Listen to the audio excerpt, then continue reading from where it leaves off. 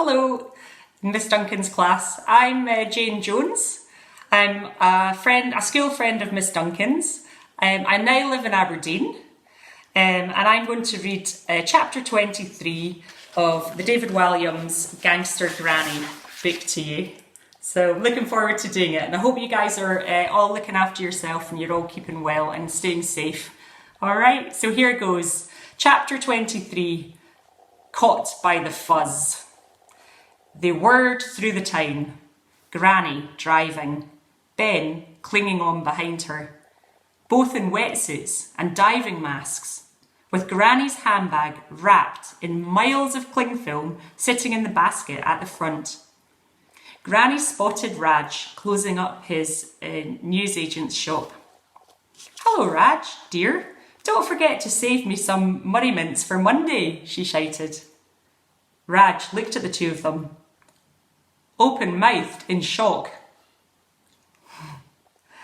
"I don't know what's got into him. He's normally so chatty." It was a long way to London, especially on a motorised scooter with a top speed of 3 miles per hour, with 2 passengers. After a while, Ben noticed the roads getting wider and wider. 2 lanes, then 3 lanes. "Bums! We are on the motorway," shouted Ben from the back, as 10-ton lorries whooshed past, nearly wrenching the scooter off the road with the force of their slipstream. "You know, you really shouldn't swear, young man," said Granny. "Now, I'm going to step on it, so hold on tight." A moment later, a particularly big petrol tanker thundered by, inches from their head, beeping its horn. "Big hairy bums," said Granny. "Granny!" said Ben in shock. "Whoops! That one just slipped out," said Granny. "Grown-ups never lead by example." "I'm sorry, Granny, but I'm not sure this thing is built for a motorway," said Ben. Just then, an even bigger lorry blustered past. Ben could feel the wheels of the scooter lift off the road for a second as the slipstream dragged it in the lorry's wake. "I'll take the next exit," said Granny. But before she could, flashing blue lights began to spin behind them. "Oh no, it's the fuzz! Let's see if I can outrun them." She slammed her foot on the accelerator and the scooter leapt from 3 miles per hour to 3.5 miles per hour. The police car drove alongside them and the officer inside gestured angrily for them to pull over. "Granny, you better pull over," said Ben. "We're done for." "Let me handle this, my boy." Granny stopped the mobility scooter on the hard shoulder as the police car parked in front of them, blocking any chance of escape. It was a big car and dwarfed the scooter like a very tall person dwarfs, well, a dwarf. "Is this your vehicle, man?" said the police officer. He was fat and had a small moustache, which made his fat face look even fatter. He also had a smug expression on his face that suggested telling people off was his favourite thing to do in the world. Or maybe second favourite, after donuts. His name tag said that he was called PC Fudge.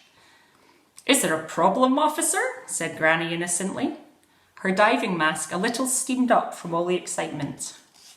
"Yes, there is a problem. The use of motorised mobility scooters on motorways is strictly prohibited," said the police officer in a patronising tone.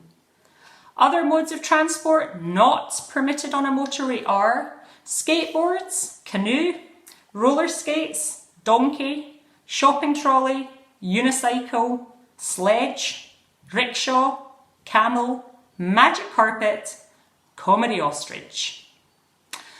"Well, thank you so much for pointing that out, officer. We'll remember next time. Now, if you'll excuse us, we're running a little late. Goodbye, cheery bye for now," said Granny cheerily as she restarted the mobility scooter. "Have you been drinking, ma'am?" "I had some cabbage soup before I came out." "Alcohol, I mean," he sighed. I had a brandy liqueur chocolate on Tuesday night. Does that count? Ben couldn't help but chuckle. PC Fudge's eyes narrowed. Then, would you care to explain to me why you are dressed in scuba diving gear with your handbag wrapped in cling film? This was going to take some explaining.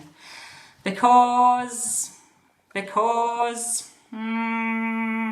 Granny was stumbling over her words. They were done for.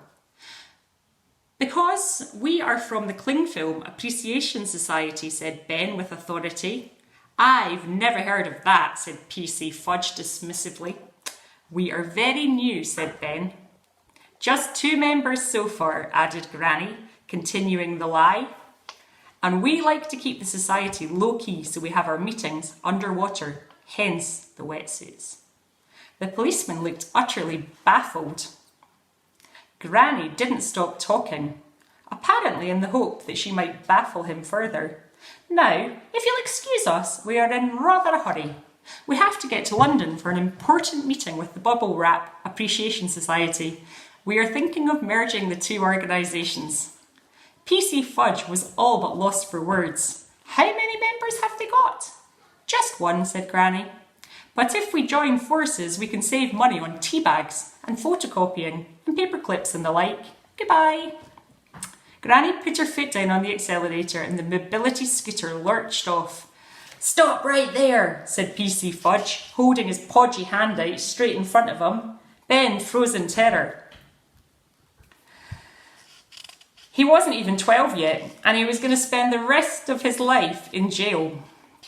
PC Fudge leaned over and put his face next to Granny's. I'll give you a lift. I hope you enjoyed that reading, chapter 23 of Gangsta Granny. I certainly enjoyed reading it to you.